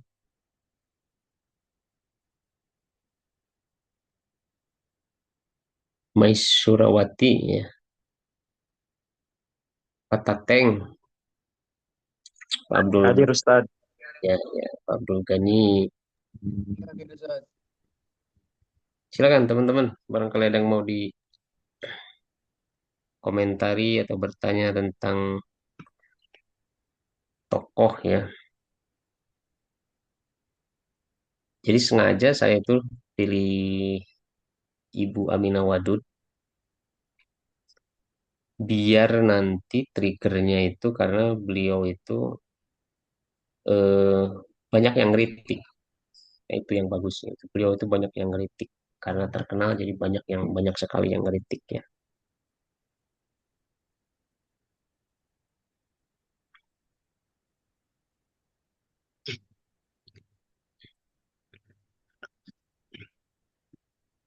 Silakan Pak Wiryono, gimana Pak Wiryono? Ya menarik sekali Ustaz, pembahasan ini tentang Aminah Wadud nih yang sudah dipaparkan oleh Ustaz Abdul Majid, bahwa tadi kan dengar juga bahwa beliau sekarang ada di Indonesia ya, ngejar di UIN Sunan Kalijaga ya di Jogja. Betul kah Ustaz? Betul, betul, betul. Dosen Jadi tamu nih, dosen tamu. iya, apakah keilmuan beliau ini memang murni belajar, mempelajari Islam, atau mungkin beliau ini, mohon maaf ya, apakah memang ada misi-misi tertentu? Karena mungkin kalau mungkin dari pemahaman saya itu mungkin agak mungkin yang kontra juga dengan beliau ini kan. Jadi apakah ada misi-misi tertentu mungkin dari Barat, Orientalis yang sengaja dimasukkan ke Universitas Islam kan untuk mengacaukan pemikiran anak-anak muda kita di Indonesia seperti itu, atau bagaimana sebenarnya Ustaz? Dari pemikiran beliau ini sendiri, pemikiran murni beliau sendiri itulah Ustaz. Oke, oke, bagus sekali ya. Silakan Pak Abdul Majid mungkin ditanggapi terlebih dahulu. Gimana itu menurut Pak Abdul Majid responnya terhadap Aminah Wadud? Wallahu taala alam. Benarnya itu seperti apa? Namun berdasarkan ya hemat saya selaku seorang awam dalam melihat pemikiran orang Barat, maka walaupun tokoh-tokoh seperti ini murni menyampaikan Islam dengan pemikirannya tanpa ada maksud untuk eh, mengulangi nilai-nilai Islami, tapi pada dasarnya dan kita simpulkan bahwasanya mereka bertujuan baik gitu ya menyampaikan Islam sesuai dengan apa yang mereka pahami, namun tidak dapat dipungkiri bahwa mereka menurut hemat kami salah dalam memulai pembelajaran, Ustaz. Karena Ustaz gitu, ya. Salah dalam memulai pembelajaran. Yang mana mungkin di tempat mereka belajar lah memang eh, susupan-susupan tadi yang dikhawatirkan itu ada. Ya, susupan-susupan tadi dikhawatirkan ada. Seperti tadi belajarnya kan di barat. Nah, walaupun beliau pernah belajar tentang Islam di Mesir, tapi itu kan cuma tambahan saja. Yang pokoknya makan dari di barat. Tadi kita sebutkan ada dari Universitas Michigan, Michigan. Yang mana mungkin tidak menutup kemungkinan susupan-susupan tadi ingin menyesatkan orang-orang Islam, menjauhkan mereka. Karena memang Ghazwatul Fikri itu terasa banget ya Ustaz ya untuk saat ini dan mungkin itu salah satu bentuknya. Adapun Aminah Wadud tersendiri tujuannya apakah sama dengan tempat mereka belajar? Wallahu taala alam kita tidak tahu karena urusan hati itu mah dan hati mah hanya Allah Subhanahu wa taala yang tahu gitu ya. Dan orang yang bersangkutan maka kita berhusnuzon saja bahwa beliau mah tidak ada maksud sedikit pun untuk jelek seperti tadi, tapi memang kesalahan beliau adalah tidak mengambil ilmu agama dari tempat yang seharusnya. Gitu. Mungkin seperti itu, Ustaz. Mohon tambahannya apabila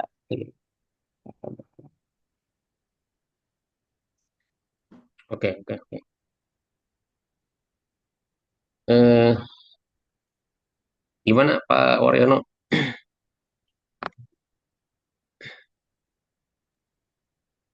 Boleh ada tambahan satu. Saya pernah ya beberapa kali ketemu dengan Aminah Wadud itu di Jogja dan di Cirebon ya. Yang intens ngobrol itu benar-benar di Cirebon sebenarnya. Ketika itu ada acara KUFI, konferensi ulama perempuan Indonesia. Dan saya kebetulan dulu karena tulisan saya masuk di sana, masuk seleksi, akhirnya di antara laki-laki yang minoritas ya. Jadi karena di sana itu acara perempuan, jadi saya di sana itu jadi minoritas, sedikit sekali laki-lakinya, kebanyakan perempuan. Dan termasuk saya presentasi di depan Aminah Wadud, diskusi tentang itu, menanyakan beberapa hal juga, termasuk tadi ya, ada memang semacam apa ya, mungkin laporan-laporan kurang resmi bahwa Aminah Wadud misalkan tadi menolak beberapa ayat. Sebenarnya ketika saya tanya, Aminah Wadud itu nggak nggak pernah nolak Quran. Yang ditolak itu adalah penafsiran sebagian yang menurutnya itu sudah tidak relevan. Jadi ada apa penafsiran satu dua mufasir yang menurutnya sudah tidak relevan, sudah tidak cocok. Jadi itu yang ditolak bukan ayatnya.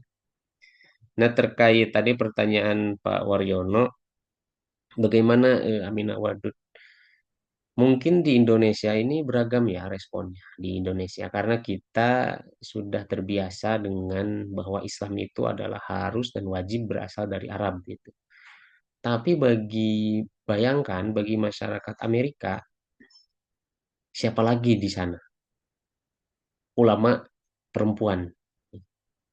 Nah, maka bagi masyarakat Amerika yang bahkan lebih jauh dari Arab Saudi, lebih jauh dari Timur Tengah, dan di sana itu bagaimana politiknya zaman itu, bagaimana mereka itu selalu perang, menganggap bahwa Timur Tengah adalah teroris, menganggap bahwa Islam itu teroris. Politiknya kayak gitu, bayangkan. Setelah pas waktu apa insiden WTC itu ya, 9/11, 9/11. Bayangkan teman-teman.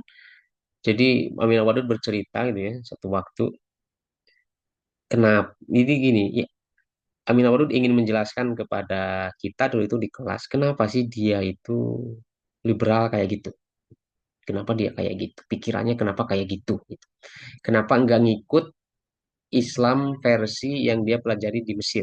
Gitu. Karena dia belajar lama di Mesir juga. Nah, ada yang nanya, Aminah Wadud sudah hafid Quran. Ternyata dia sudah hafid Quran juga. Jadi Mbak Aminah Wadud itu sudah hafizah ya, hafizah, seorang hafizah.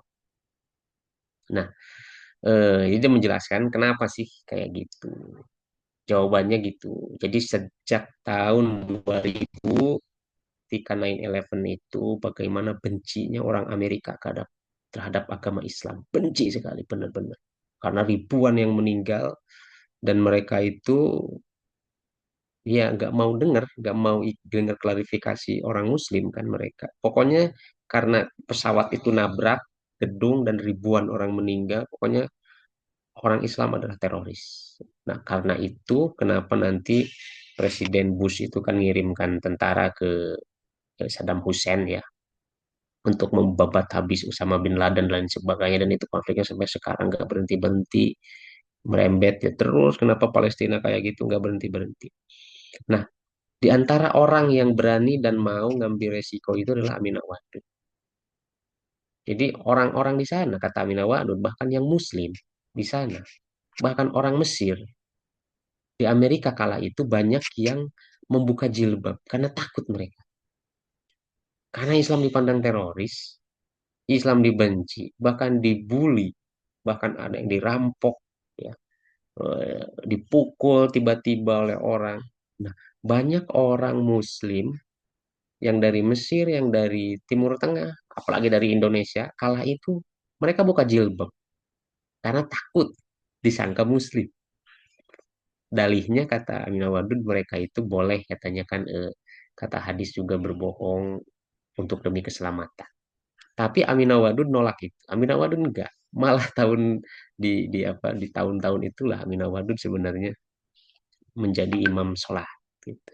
Dan tidak pernah melepas jilbabnya dan malah berdakwah. Jadi kebalikan dengan gelombang ketakutan Muslim di sana, Aminah Wadud itu justru menantang. Ya, Aminah Wadud menantang. Makanya Aminah Wadud bikin komunitas di sana. Nah, komunitasnya apa? Ya kira-kira kalau di Indonesia pengajian nama Majelis Taklim. Tapi kalau di Amerika bukan pengajian tentu saja. Di Amerika itu komunitasnya adalah komunitas feminis. Ya, dibungkus dengan itu. Dibungkus dengan itu. Nah, eh, untuk apa? Untuk membangun keberanian bahwa sebagai Muslim, ayo kita buktikan bahwa nggak semua atau bahkan bukan nggak semua, bahkan Muslim itu tidak pantas jika disandingkan dengan kata teroris, tidak pantas sama sekali. Nah, makanya Aminah Wadud kenapa membuat banyak sekali riset-riset, termasuk karena Aminah Wadud perempuan dan di Amerika kala itu lagi ngehips, lagi musim ya kajian tentang perempuan, gender, maka Aminah Wadud untuk bisa diundang, untuk bisa berdakwah dalam bahasa kita, masuk ke forum-forum itu, maka mengambil jalan feminis, mengambil jalan gender, mengangkat tema-tema gender. Sehingga apakah berhasil? Ya, berhasil. Aminah Wadud berhasil di Amerika. Ya, jadi di Amerika Aminah Wadud berhasil mendirikan komunitas, membuat semacam ya kalau di kita mungkin yayasan ya. Dia juga jadi ngajar, jadi profesor di sana. Kemudian diakui sebagai ilmuwan. Jadi akhirnya orang Amerika nggak menganggap Aminah Wadud sebagai apa? Sebagai Muslim pada umumnya, Muslim Timur Tengah. Tapi pengakuan kepada Aminah Wadud itu lebih sebagai dia pemberani dan dia ilmuwan. Gitu. Kalau ilmuwan maka pembicaraannya pasti objektif. Kalau objektif maka dia layak didengar. Gitu. Nah, kala itu di Amerika nggak mau tuh mereka dengar yang ceramah juga mau karena Islamophobia di sana konteksnya. Nah, ketika kemudian Aminah Wadud ingin coba menerapkan pola itu di berbagai negara ya ke Afrika, daerah Afrika ya, kemudian ke Indonesia khususnya karena bagi Aminah Wadud ya di Amerika sudah berhasil lah. Dia ingin mengembangkan pola-polanya ke negara-negara yang sedang berkembang seperti Indonesia ini. Nah, tapi ceritanya jadi beda. Di sini itu kita tidak mengalami Islamophobia. Di sini itu kita masih menganggap bahwa Islam itu dari Arab. Di sini mayoritas mazhabnya Syafi'i misalkan gitu. Ada ormas Islam di sini itu. Di sini nggak ada Islamofobia. Yang ada di sini justru eh, fobia terhadap Barat, fobia terhadap Amerika misalkan, atau benci terhadap Amerika, benci benci terhadap Barat. Nah, itulah apa dinamikanya gitu teman-teman ya, dinamika. Jadi menariknya di sana kenapa saya ambil Amina Wadud.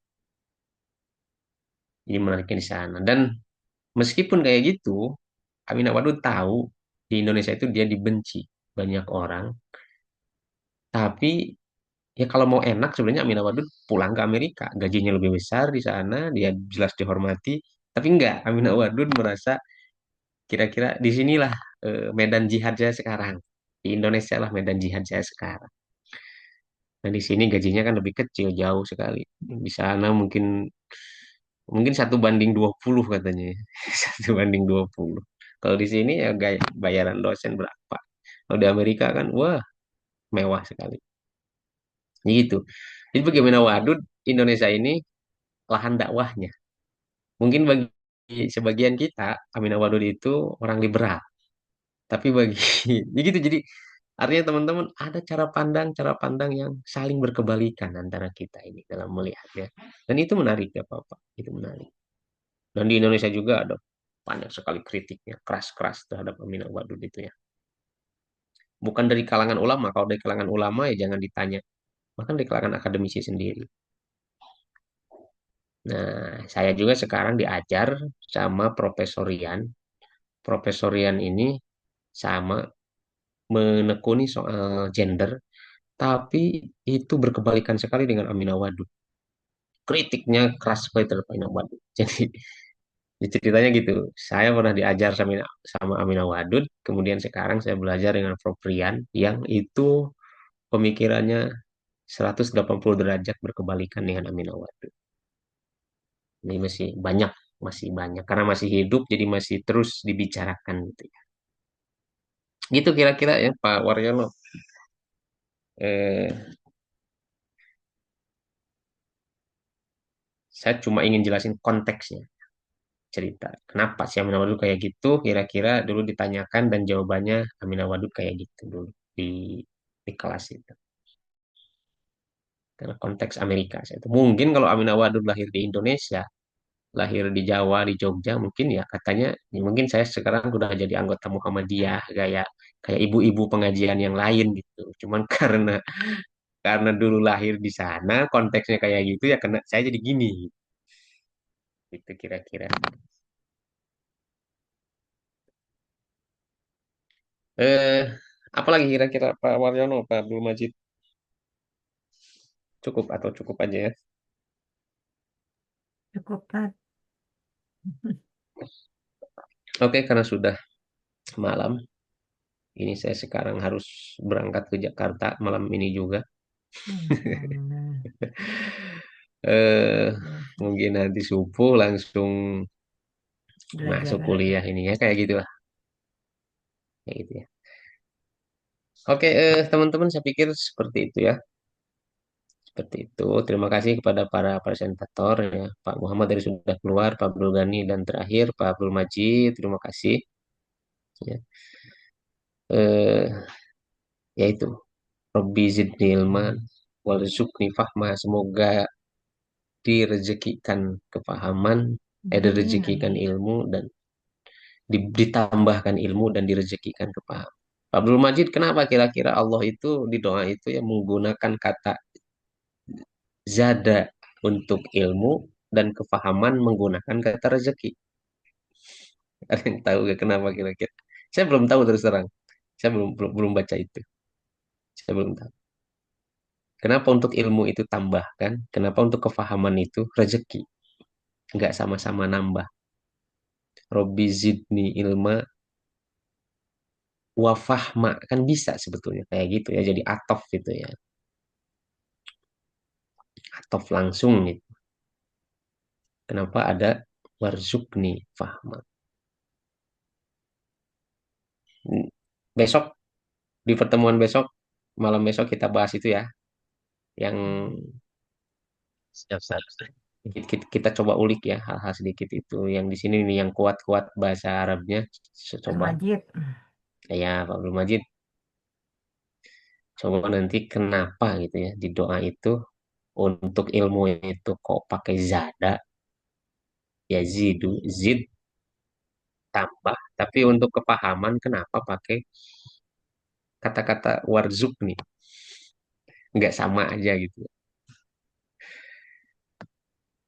Mungkin itu kalau yang bagi yang bisa menjelaskan itu dengan baik, mungkin bisa jadi materi ceramah itu 1 jam ya. Nah, kita besok coba ya di sisa waktu kita bahas itu. Oke teman-teman, sekali lagi terima kasih atas kebersamaannya, terima kasih atas permaklumannya. Pokoknya saya mengharapkan kepahaman teman-teman, kemakluman teman-teman kalau misalkan nanti ya seperti ini agak berantakan jadwalnya, mohon maaf sekali ya. Eh, Mudah-mudahan ke depan saya bisa mengusahakan lebih baik ya, tidak terlalu berantakan seperti ini, mudah-mudahan ya. Kalau saya sudah mengerti polanya mungkin di kegiatan saya bisa mengimbangi dengan perkuliahan kita ini ya, sehingga tidak mengganggu teman-teman. Jadi mohon maaf sekali ya. Mari kita akhiri saja dengan membaca doa kafaratul majlis bersama-sama. Bismillahirrahmanirrahim.